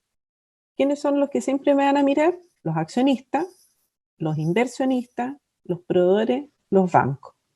O cualquier parte interesada, una municipalidad, un tercero extranjero, quien sea, me van a estar mirando. ¿Y qué es lo que van a leer ellos? ¿Tiene liquidez? ¿Y cuánto capital de trabajo? Que en definitiva quiere decir, ¿tiene dinero para pagar sus deudas de corto plazo y dinero para sus operaciones? ¿Tiene capacidad de endeudamiento? Es decir, si yo le presto, ¿me va a poder responder si le doy un crédito? ¿Es una empresa riesgosa? ¿Cuánto han colocado los dueños? ¿Cuánto han colocado los terceros? ¿O se llevan el dinero para la casa? ¿Es una empresa rentable? ¿Está generando ganancias y las reinvierte? ¿O genera ganancias y se las lleva? ¿O no está generando ganancias? ¿Es una empresa que está siendo bien gestionada? En ese sentido, ¿está controlando sus gastos? ¿Ocupan de buena manera la capacidad instalada de la empresa? ¿Tienen un buen equipo de gente? Entonces hay hartas cosas que se revisan a través de los estados financieros. En términos generales, tenemos que comprender que un balance o un estado de situación, ¿verdad?, es un documento o es un informe que muestra qué bienes y derechos tengo a favor mío. Muestra los pasivos, que son las deudas y obligaciones de terceros, y muestra el patrimonio. Y el patrimonio, que es en el fondo el capital que pusieron los dueños, las reservas o las utilidades del ejercicio, que con los años debiera ir creciendo para ir mostrando que soy una empresa que tengo un carácter financiero, es decir, que tengo una posición o una buena posición financiera. El pasivo que está acá arriba, donde dice deuda, obligaciones con terceros, es el que se entiende como pasivo exigible. Bancos, proveedores, acreedores, leasing. Lo que está en patrimonio es el no exigible, es el dinero que le debo a los dueños que no están pidiendo que se lo pague ahora, sino que se lo pague a través de dividendos o retiros. Y solamente me voy a llevar este patrimonio cuando yo decida disolver la empresa, liquidarla. ¿Y qué es lo que se supone que tengo? Si yo cierro una empresa, voy a tener que ver qué tengo de activo, pagar los pasivos y lo que me queda me lo llevo. Y en ese sentido puedo tener distintos tipos de activos. Se supone que hay fondos que me entregan terceros para utilizarlos en el desarrollo de este negocio. Y estos recursos yo los utilizo para mover mi negocio. Los utilizo para hacerlo crecer, para generar resultados positivos y poder seguir creciendo. Esto que está acá es el formato que generalmente se trata de hacer para analizar financieramente una empresa. Nace de el mismo balance de 8 columnas que siempre nosotros miramos, nace este mismo formato que son donde están los activos y los pasivos. ¿Qué es lo que típico que pasa en la pyme? Es que no clasifica el pasivo de corto y largo plazo. ¿Ya? Muchas veces se analizan balances de una pyme donde está todo junto como pasivo, pero generalmente tiene una parte de corto plazo y una parte de largo plazo, y es importante separarla, y las pymes generalmente no lo hacen. Y eso incide directamente en el cálculo de razones de liquidez o razones de endeudamiento, por ejemplo, ¿ya? O de capital de trabajo. La valorización que está acá de una empresa, hoy en día, como les mencionaba, debiera ser a valor IFRS. Debiera estar valorizado, contabilizado financieramente. Y es lo que muchas veces no se hace. ¿Ya? Hoy día nos encontramos con empresas, con pymes que tienen activo fijo y que ese activo fijo tiene el valor de cuando lo compraron corregido por IPC. ¿Ya? Que no es que esté malo, sino que es el valor tributario, para efectos tributarios. En rigor, se supone que en el activo fijo yo debiera tener el valor actual del bien. No sé si ustedes se han fijado, pero a las personas naturales les piden, por ejemplo, cuando van a pedir un préstamo, un estado de situación. Y les dicen, ya, ponme acá, le dice el ejecutivo, todos los activos que tenga, al valor actual o al avalúo fiscal. Que si yo los bienes, las casas, los departamentos, o si tienes dinero, si tienes vehículos, cuánto valen comercialmente. Y uno hace un estado de situación a valores de hoy, ¿ya? También dicen, ya, colóquenme los pasivos. Y uno empieza a poner, ya, le debo tantas cuotas al banco, y obviamente todos esos valores están al valor total, digamos, todo lo que debo, con intereses completos. Y la diferencia entre ese activo y ese pasivo es el patrimonio. ¿Ya? O sea, yo, todos estos activos, la suma de todo esto, le resto los pasivos, es mi patrimonio. Y eso es lo que el banco hace normalmente. En una empresa, hoy día, debiera hacer lo mismo. Yo debiera tener un balance con valores actualizados, con valores de mercado, las maquinarias, lo que cuesta en el mercado. Obviamente la caja, los clientes, las cuentas por cobrar van a estar al valor que se supone que yo hice la factura o la plata que tengo en el banco. Pero donde se encuentran diferencias es acá, en los activos fijos. ¿Y qué es lo que ocurre en general? Es que las empresas hoy en día, sobre todo las pymes, como desde el punto de vista tributario, a muchas no lo obligan a tener una contabilidad, no la hacen. Porque para efectos tributarios no es obligación. Pero si ustedes no hacen una contabilidad y no hacen un informe, y además ese informe está a valores tributarios y no financieros, no le están mostrando ustedes al banco ni a los proveedores lo que vale su empresa. Entonces ustedes debieran hacer una contabilidad que muestre lo real, porque sin duda la mayor parte, sobre todo los que tienen algunos activos, este patrimonio va a ser mayor. Y si este patrimonio es mayor, tiene más posibilidades de tener créditos con mejores tasas. ¿ya? Entonces, es una revisión sí o sí que tienen que hacer los empresarios. Con respecto al estado de resultado, también ocurre que lo que muchas veces mandan al banco no es un estado de resultado con un informe financiero, sino que mandan un estado de resultado que es el balance de 8 columnas, que los ejecutivos lo piden, ¿ya? Yo no estoy diciendo que no lo manden, los ejecutivos ya están incluso medio acostumbrados, pero también se equivocan los ejecutivos cuando no saben leer un balance de 8 columnas. Porque hacer un balance clasificado y un estado de resultados clasificado no es lo mismo que aparece en un balance. O sea, de ese balance yo saco la información y se prepara con un informe distinto. En el balance acá está todo junto. En el estado de resultados, en un balance de 8 columnas, está todo junto. Si tengo un proyecto vendido que se demora meses en desarrollarse y aún no facturo el 100% del total, ¿el contrato cuenta como un activo en el balance? Mira, no cuenta como un activo en el balance, pero si tú le explicas al ejecutivo y tú le muestras al ejecutivo el contrato o le muestras una orden de compra, eso sí se considera.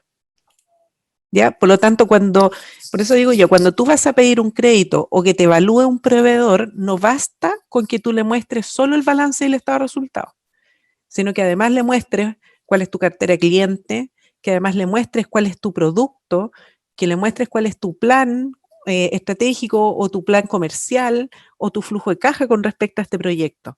Y que le digas, ¿sabes qué? No tengo dentro del balance ciertos conceptos porque contablemente la norma contable no me permite registrarlo, que puede ser una marca, un software, el conocimiento, puede ser un invento, puede ser esta orden de compra, eso no está en el balance, pero sí existe y es una variable que yo tengo que contar para que me puedan hacer una evaluación financiera, ¿ya? Así que súper buena la pregunta de Alejandro. Entonces, con respecto al estado de resultado, es importante que también haga un informe clasificado, donde yo ponga los ingresos y los costos para que diga cuál es mi utilidad, porque esta utilidad es mi margen del negocio, ¿ya? También debo explicar mis gastos de operación y cuál es la utilidad que tengo también, porque es otro margen, que es un EBITDA, que es el que usan mucho hoy día para efectos de análisis financiero. Y a esta utilidad le tengo que seguir descontando los gastos financieros u otros gastos que tenga, más los impuestos. Es importante que lo clasifique, es importante que vean cuál es mi margen, porque aquí, si yo analizo y comparo un año con otro, voy viendo el crecimiento en el margen, voy viendo si llevan una misma variación de crecimiento, se van haciendo un montón de análisis. Si tengo que prestar o entregar el balance de 8 columnas, además de ese balance, entreguen un informe financiero. ¿Cuál es la salud financiera y qué es lo que van a mirar todos quienes me analizan a mí? Van a decir, ¿qué tan sana esta empresa? ¿Ya? ¿Qué tantos indicadores maneja? ¿Qué indicadores me dan una visión de qué tan bien o tan mal o qué tan riesgosa estas empresas? Este es un panel de avión, ¿cierto? Y estos son unos médicos. Cuando hablamos de salud, estamos hablando de que existen empresarios que son como un médico, y eso quiere decir que conocen muy bien su empresa, que tienen bastante conocimiento, que saben cuando a lo mejor está un poco enferma, saben cuando está mejor, ¿ya? Sin embargo, los médicos, que a pesar que estudiaron y saben bastante una materia, piden exámenes. Los médicos piden exámenes para poder conocer un poco más, porque esos exámenes van a mostrar cosas que no veo adentro.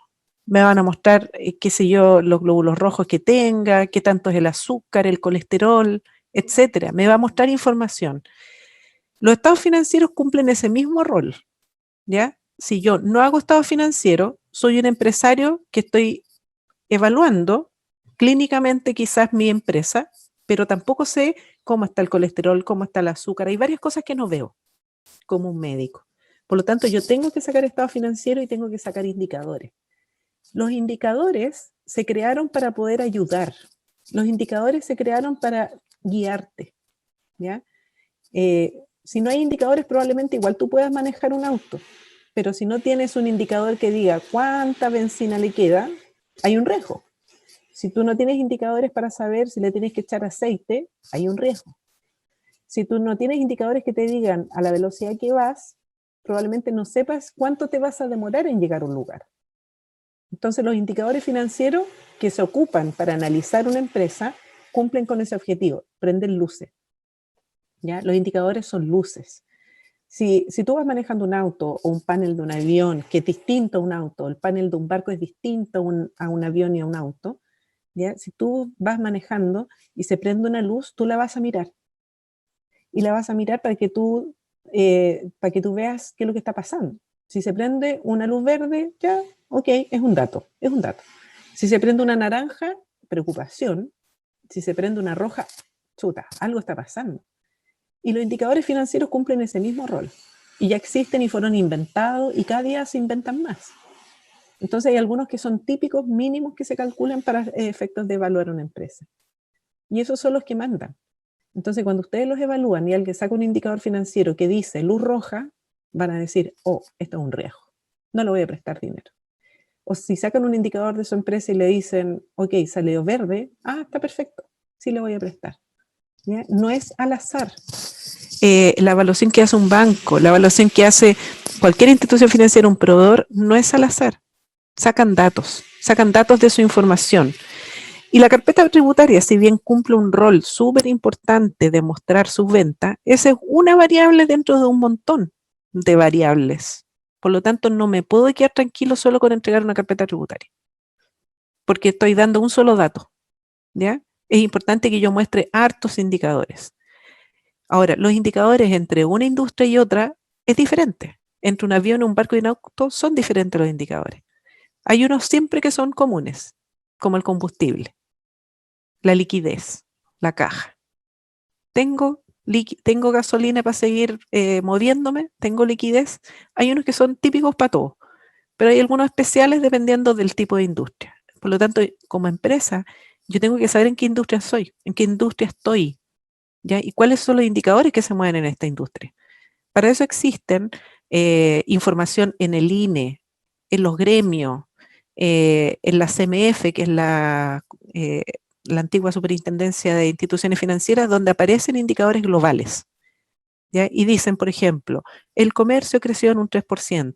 Entonces yo, si soy un comerciante, crecí en un 3%, o en un 2, o en un 5. Y ahí voy entendiendo cómo estoy de acuerdo a la industria, ¿ya? Entonces es importante manejar estos indicadores, porque si yo no ocupo indicadores, es como estar manejando un auto en la noche, sin luces, sin letrero, no sé a dónde voy, ¿ya? De esa manera se ve cuando una empresa no analiza sus indicadores. Quizás va a llegar, porque es una persona hábil, va a llegar a algún lugar, pero fui eficiente, quedé en pan en el camino, a lo mejor llego pero fundí el motor. Entonces tengo que hacer análisis para poder saber en qué posición estoy y ayudarme como empresario. Existen 4 razones o 4 clasificaciones grandes, así a nivel grande, de razones financieras. Y existen libros, varios como el de Weston y Brickman, que hablan de estos indicadores con bastante más detalle, pero estas son las clasificaciones más ocupadas. Las razones de liquidez, que miden la capacidad de la empresa para cumplir con las obligaciones de vencimiento a corto plazo. Apalancamiento, cuánto la empresa ha sido financiada a través de deudas o de terceros. Las de actividad, que miden con qué efectividad estoy usando mis recursos, ¿ya? Y las razones de lucratividad, es decir, estoy siendo rentable dentro de mi empresa. Entonces existen un montón que se clasifican acá, varias, ¿ya? Vamos a mirar ahora nosotros las más típicas que nos levantan cuando quieren hacernos un análisis financiero. Una de esas es la liquidez. Para sacar una razón de liquidez, yo tengo que tener un activo circulante y un pasivo circulante dentro de mi estado financiero. Entonces ustedes tienen que hacer un balance clasificado, porque si tienen un balance de 8 columnas, no está clasificado en el balance de 8 columnas. Ahí están todos los activos juntos y todos los pasivos juntos, pero eso lo tengo que tomar y decir, esto es de corto plazo, y esto es activo circulante y esto es pasivo circulante. En términos financieros, ¿qué se entiende corto plazo? Todo aquello que tiene menos de un año. Es decir, si yo saco, por ejemplo, un balance el 30 de junio, ¿ya? Todas las deudas al 30 de junio del próximo año, desde el 1 de julio al 30 de julio, son corto plazo. Si yo tengo una deuda que pagar, por ejemplo, en diciembre del 2022, es en largo plazo. Y es importante que haga la separación, ¿ya? Porque en la liquidez se analiza en el corto plazo. Si esta división me da mayor a 1, quiere decir que tengo capacidad de pago, tengo liquidez. Con respecto al capital de trabajo, también lo miro con los mismos valores, pero la diferencia es que acá es una resta. Activo circulante menos pasivo circulante. Si el activo es menor, quiere decir que no tengo capital de trabajo. Si es mayor, sí tengo capital. Muchas veces probablemente ustedes han escuchado cuando los bancos dicen, oye, te voy a dar un préstamo de capital de trabajo.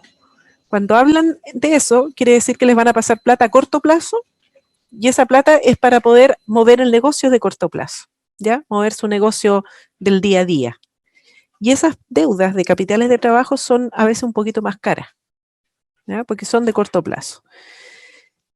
El capital de trabajo representa la diferencia entre lo que la empresa tiene disponible para el pago de las deudas y el monto de las deudas mismas, ¿ya? Si yo hiciera un ejercicio con número, ¿ya? De este balance, que es un balance clasificado, activo circulante corriente, pasivo circulante corriente, activo fijo, largo plazo, otros activos y patrimonio, ¿ya? Este total de activos que dice acá de 2 millones, si yo le resto este millón, que es el corto plazo, y los 633, que es el largo plazo, es igual a los 788, ¿ya? Que es el patrimonio. O sea, el patrimonio del dueño está compuesto por todos estos activos menos las deudas, ¿ya? Que es una forma de decir. En esta empresa, si yo hago el cálculo de la liquidez, digo, los 795 dividido por el 1.030.000, me dio 0.77. Entonces, en primera instancia, yo digo, oh, esta empresa tiene 0.77 centavos por cada peso de deuda. O del total de la deuda tengo un 77% de activos para pagarla. O si vinieran todos a los que les debo en el corto plazo y me dijeran, págame ahora estos 1.000 millones, no puedo pagarle todo porque tengo solo 795. Me falta plata, ¿ya? Entonces acá no hay una liquidez. Ahora, cuando un indicador no cumple con lo que está estipulado como bueno, podríamos decir, no quiere decir que sea malo inmediato, porque se ven varios indicadores y depende de las industrias. Hay industrias que es importante que tengan acá el doble de activos que el corto plazo, el doble activo de corto plazo de pasivos. Hay otras industrias que está bien que tengan un 0.77 o que no es malo. Entonces va a depender. No me puedo quedar con un solo indicador para saber si es bueno o malo, pero en este caso ya hay un riesgo. Si es que el banco mira a esta empresa y va a decir, ya hay un riesgo porque no tiene el total de plata. Entonces, ¿qué es lo que puede hacer esta empresa para mejorar su liquidez? Tiene que tomar acciones. ¿Qué acciones? Por ejemplo, puede decir, sabes que voy a ir al banco y esta deuda de corto plazo la voy a renegociar y voy a trasladar cuotas, voy a bajar la cuota y voy a hacer un crédito más a largo plazo. Supongamos, porque si acá ustedes se fijan, dice 343 y en el largo plazo queda 173. Es menor. Quiere decir que me queda poco tiempo para pagar. Me queda más en el corto que en el largo. Entonces a lo mejor aquí me están quedando 3 años. Yo puedo ir al banco y decir, ¿sabes qué? Quiero bajar la cuota y llevar a 5 años. A pesar de que voy a tener un poco más de interés, ¿ya? Voy a disminuir la deuda de corto plazo y voy a tener mejor liquidez para moverme en mi negocio. Entonces esa es una evaluación que tengo que hacer, que yo insisto, que aunque a lo mejor implique estar más plazo endeudado y pagar un poco más de interés, por lo menos tengo plata ahora, porque el riesgo es no tener la plata ahora.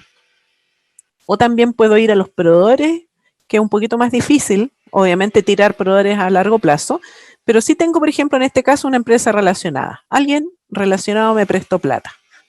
Y a lo mejor puedo conversar con este socio o esta empresa relacionada para que me dé más plazo. Y de esa manera voy mejorando la liquidez. Entonces tengo que entender qué es lo que tengo como empresa dentro de mis activos y mis pasivos. Esta misma empresa, si hago el cálculo del capital de trabajo, le faltan 234 millones. ¿Ya? Ahora, si son 234.000 pesos, no me preocupa, ¿cierto? Tengo una liquidez menos de 1, pero me faltan 200.000 pesos, que no es tanta plata. Pero si son 234 millones, ahí puede ser más complicado. Quiere decir que me faltan 234 millones para moverme en la operación, en el capital de trabajo. Pero quizás ahí yo ya sé que si me falta esa plata y todos me vienen a cobrar, a mi empresa relacionada le voy a decir no te voy a pagar ahora. Entonces igual tengo que entender qué deudas tengo acá para saber si soy tan riesgoso. Pero aquí ya hay un poco de riesgo. Con respecto al endeudamiento, los dos más típicos que analizan y que son súper importantes es la razón de la deuda, que mide el porcentaje de los fondos totales que yo tengo, o sea, todos mis activos, cuántos de esos activos los compré con deuda de tercero, y la otra es la razón deuda patrimonio, es decir, cuánto dinero han puesto los terceros y cuánto han puesto los dueños. ¿Cuáles son los indicadores que se manejan hoy día y que son de hace muchos años? Por ejemplo, en la razón de la deuda, si es menos de un 30%, se considera que es una empresa menos riesgosa. Y si eres una empresa menos riesgosa, debiera ser una 4, por ejemplo. ¿Ya? Si es más de un 30, podría ser una 5. Si superas el 60%, ya eres una 6. Entonces, hay que cuidar el riesgo. Y en la deuda de patrimonio, para las grandes empresas les piden un 2,5 y para las pymes, el ministro de Economía el año antepasado dijo que le iban a pedir un 3, aunque los bancos a veces no te dan 3 veces. ¿Qué significa eso? Que si yo tengo un patrimonio de 700, yo me puedo endeudar hasta 3 veces. 3 por 7, hasta 2.100.000 o 2.100.000. Sobre eso ya van a decir, no, está sobreendeudado. Y esta es la que más hay que cuidar. Entonces, en el caso de la razón de la deuda, es el apalancamiento financiero, ¿ya? Y el apalancamiento financiero es la utilización de este endeudamiento para poder hacer mi negocio o comprar mis activos. Cuando yo me apalanco, quiere decir que un tercero me está ayudando para poder hacer mi negocio. Pero ¿cuál es el objetivo de apalancarse? Es arriesgarse. Cuando yo me arriesgo mucho, se supone que mi rentabilidad debiera ser mejor. Si yo me arriesgo poco, mi rentabilidad va a ser menor. ¿Ya? Es un poco lo mismo que las acciones. ¿Ya? Las acciones más riesgosas podrían implicar una pérdida, pero a veces las acciones más riesgosas podrían implicar una gran ganancia. ¿Qué es lo que decía Arquímedes respecto de la palanca? Decía que es una barra rígida que apoyada en un punto sobre el cual se aplica una fuerza pequeña llamada potencia. Para poder obtener una resistencia al otro extremo, voy a generar una fuerza mayor. El apalancamiento de ahí nace, ¿ya? Y el apalancamiento, que es el leverage, que les mencionan algunos, para una empresa es importante entender cuál es la rentabilidad de mi negocio. Si la rentabilidad es mayor a la tasa de interés, me conviene apalancarme a la tasa de interés del mercado. Es decir, si yo saco la rentabilidad de mi negocio, que es un 10%, y la tasa de interés un 7%, me conviene apalancarme, porque sí voy a poder pagar los intereses. Entonces tengo que entender cuál es la rentabilidad. Esta misma empresa, la razón de la deuda, si yo calculo todo el pasivo dividido por el total de activos, me da un 68%. ¿Ya? O sea, es altamente riesgosa. Pero es porque esta empresa ha decidido crecer con plata de tercero, ha decidido crecer con un apoyo de los terceros y no tanto de los dueños, pero porque se supone que tiene una buena rentabilidad. ¿Qué pasa con la deuda en esta empresa? Y esta es la que siempre todas tienen que cuidar. En este caso, si yo sumo el pasivo circulante y el largo plazo y lo divido por el patrimonio, que es la fórmula, me dio 2,11. Entonces más bajo que 3. Entonces sí tiene capacidad de endeudamiento. Todavía puede endeudarse en un 0,89 para llegar a un 3. Todavía tiene capacidad y si va al banco, porque le faltan 200 millones de liquidez, el banco le va a prestar. ¿Ya? Una de las cosas que tienen que hacer las pymes generalmente, aparte de hacer estos análisis y saber ya cuál es su riesgo, para poder sentarse en el ejecutivo, si tú eres una empresa que tiene poca deuda, no eres riesgosa. Si tú eres una empresa que tiene poco apalancamiento, no eres riesgosa. Si tú vas a pedir un crédito al banco con esos indicadores, el banco no te puede dar una tasa de interés alta o no te debe dar. Entonces ahí te conviene ir a otro banco y sentarte o decirle al ejecutivo, ¿por qué me estás dando tú una tasa de interés mensual sobre el 1 si yo soy una empresa menos riesgosa? Me tienes que dar menos de un 1. ¿Ya? Pero esa discusión ustedes no la van a poder dar si no conocen sus datos. ¿Qué es lo importante? Que los datos que tenga este balance ojalá sean financieros, ¿ya? Para que muestren la realidad financiera. Tenemos nosotros otra charla y la idea mía es que en la otra charla hagamos una diferencia entre lo financiero y lo tributario, para que ustedes entiendan la gran diferencia que se puede producir cuando yo voy a un banco con un balance de 8 columnas tributario y no IFRS. Y por último, las fórmulas para calcular la rentabilidad de una empresa están dadas por el estado de resultado, ¿ya? Donde existe un concepto que se llama EBITDA, que en inglés es el OIBDA, que es lo mismo, y que mide la rentabilidad del negocio operacional sin considerar efectos como interés, impuestos, depreciación, amortización. ¿Y por qué los traigo? Porque la mayor parte de las bancas hoy día analiza el EBITDA. Antes el EBITDA lo analizaban solo para las grandes empresas. Hoy día también lo analizan para las pymes. Y es porque obviamente lo que hace el EBITDA es limpiar estos efectos de intereses que son endeudamiento o los impuestos que son algo que está fuera del alcance de ustedes como empresarios. Y la depreciación y la amortización tiene que ver con cómo se endeudaron ustedes con ciertos bienes para poder hacer su negocio. Se supone que el EBITDA lo que muestra es un poco la realidad de su negocio o el corazón de su negocio. Si nosotros aplicamos a esta misma empresa las fórmulas, vamos a decir utilidad, en este caso estamos calculando la utilidad final por el total de las ventas, nos da un 3,9. 3,9% de margen final, ¿ya? 4,5 antes de impuestos, el margen de la explotación un 26,9, ¿ya? Generalmente las empresas tratan de manejar acá como un 30% para poder cubrir todos los otros gastos que son de administración, los costos financieros, etc. Un 3,9 es bueno o malo, va a depender de la industria, ¿ya? Si es una empresa comercial, una empresa de retail, es un indicador razonable. Si es una empresa de servicio, no es bueno. Si es una empresa productiva, tampoco. Una empresa productiva necesita tener un indicador más alto por los riesgos, ¿ya?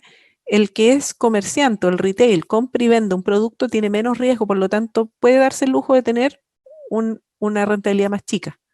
Pero eso implica que tiene que vender harto, ¿ya?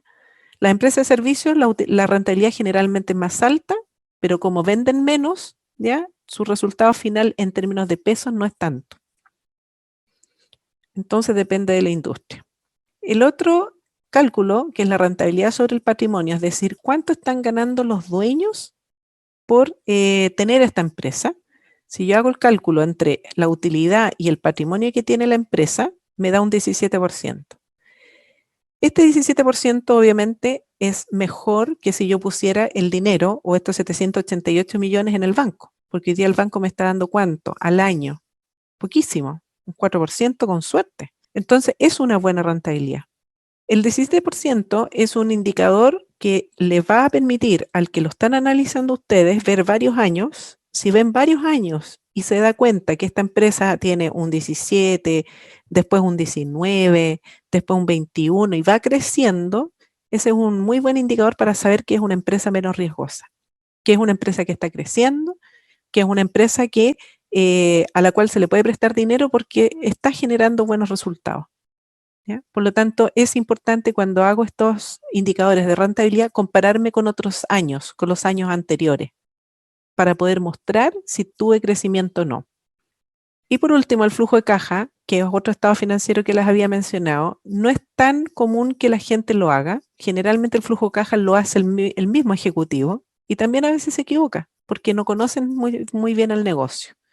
Por lo tanto, es súper importante que ustedes hagan este flujo de caja, donde hay uno que es el operacional, que es el flujo de caja que yo hago para efectos de cuánto cheque tengo, cuánta remuneración tengo que pagar, pero es importante hacer el flujo proyectado para efectos de mostrar al ejecutivo que si él me presta dinero y yo hago mi negocio y compro mis maquinaria o invierto, voy a empezar a generar flujo y yo tengo que mostrarle un poco esa proyección para que entienda de que sí le voy a pagar, ¿ya? Eso generalmente no lo hacen los empresarios, ¿ya? Ideal si lo hacen, porque si lo hacen, el ejecutivo va a entender cuál es el negocio. A diferencia del estado de resultado, el flujo de caja muestra el movimiento de efectivo, es decir, acá no es lo que yo vendí contra los gastos, sino que acá es la plata que me llega con la plata que sale. Y hay una diferencia.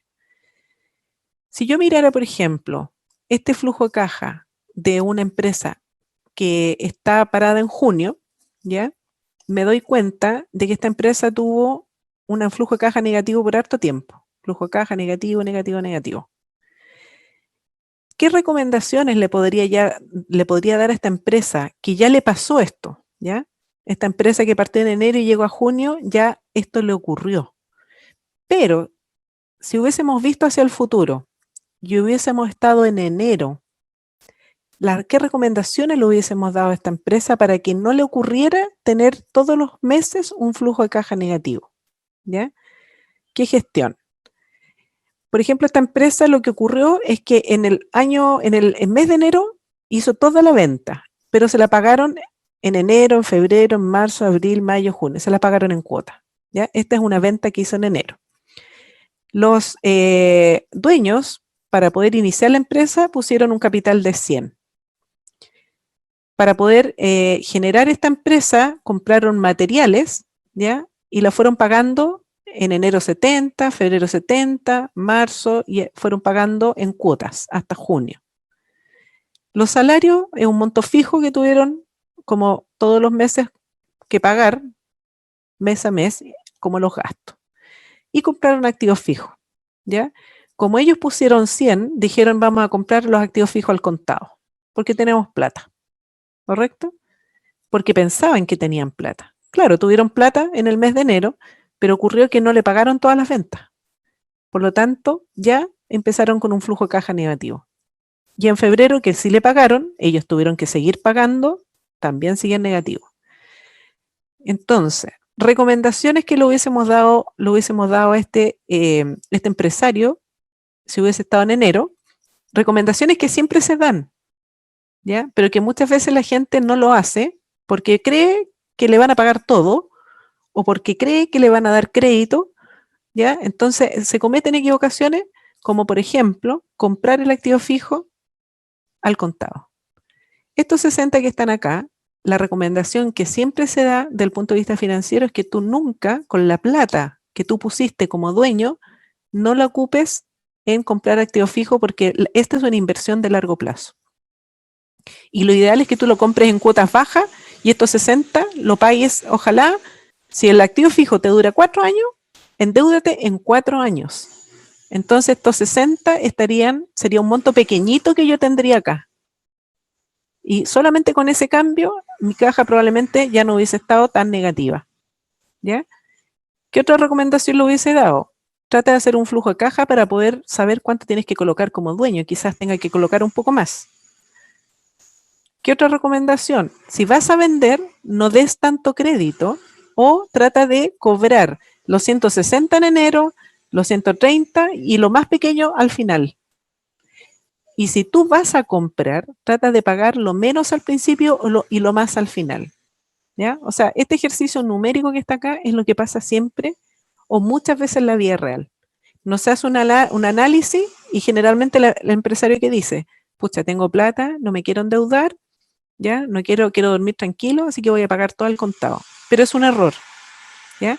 Todo lo que es financiamiento de corto plazo se usa con el capital de trabajo que es la plata que tengo hoy día. Todo lo que son compras o financiamiento de largo plazo, me tengo que endeudar a largo plazo.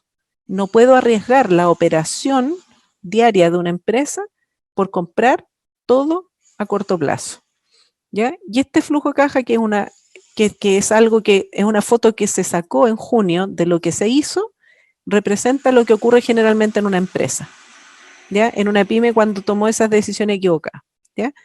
Lo ideal es hacer este flujo de caja y proyectarse.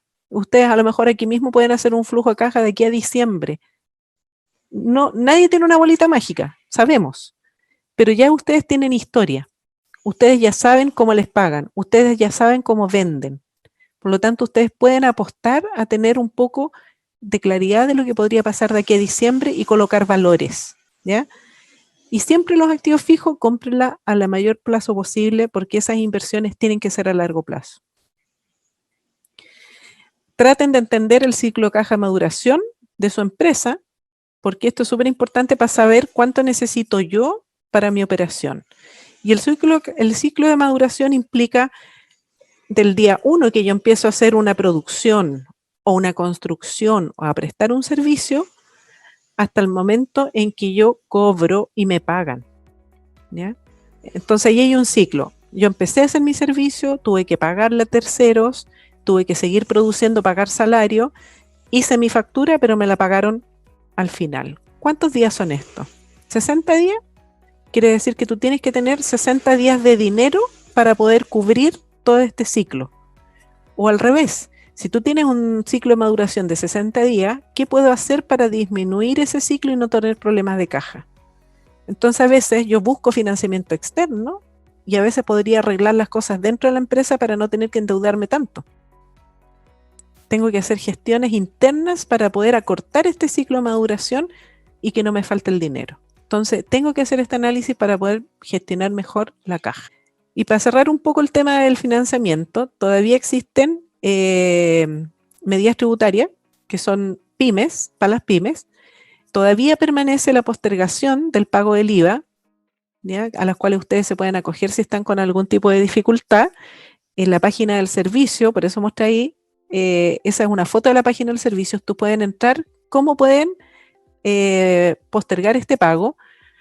Si no les aparece cuando están haciendo el pago del IVA, el mensaje que dice el servicio de impuestos internos de que lo pueden postergar, averigüen qué está pasando porque a veces el servicio comete errores y puede que los tenga ustedes como pyme mal clasificado o que haya un dato que esté erróneo, ¿ya? Pero esta postergación permite postergar el IVA de los periodos tributarios de junio, julio y agosto, que se pagan en los meses de julio, agosto y septiembre en 6 o 12 cuotas mensuales. El beneficio también se aplica sobre las cuotas de postergación de IVA de 2020 y sobre los giros emitidos, ¿ya? Esto todavía sigue, ¿ya? Es algo continuo, todavía el servicio no le ha dado término, por lo tanto ustedes pueden seguir postergando el IVA de 2 meses hacia adelante. Para las pymes también existe un beneficio, ¿ya? Que está vigente hasta el 30 de septiembre del 2021 y que se trata de que si ustedes tienen remanente de IVA en la adquisición de bienes o de servicios por compra entre marzo del 2020 y el 31 de mayo del 2021 pueden pedir ese reembolso. O sea, si a la fecha ustedes todavía tienen remanente, pueden pedir el reembolso de ese remanente como un anticipo que después va a empezar a generarse a través de pago de débito. Y hay una disminución transitoria de la tasa de interés por deudas que puedan tener tributarias. Si ustedes están con deudas tributarias, este es el minuto de ir a hablar con el servicio para pedir una rebaja de todas estas deudas, de todos estos intereses. Nunca sea rebaja por los reajustes, pero sí por las multas y por los intereses. A mí me ha tocado ver rebajas de un 100 hasta un 98% en algunos casos. Así que busquen pagar estas deudas porque es el momento de que les rebajen y les condonen. Si no lo hacen, la deuda va a seguir ahí y se la van a cobrar quizás más adelante si es que todo esto empieza a mejorar y no siguen estas medidas que tienen que ver con la pandemia. Y para cerrar, las especies que sobreviven no son las más fuertes, ni las más rápidas, ni las más inteligentes, sino aquellas que se adaptan mejor al cambio, dijo Charles Darwin. Fundación Emprender presentó Finanzas, presentado por Pilar Cabello.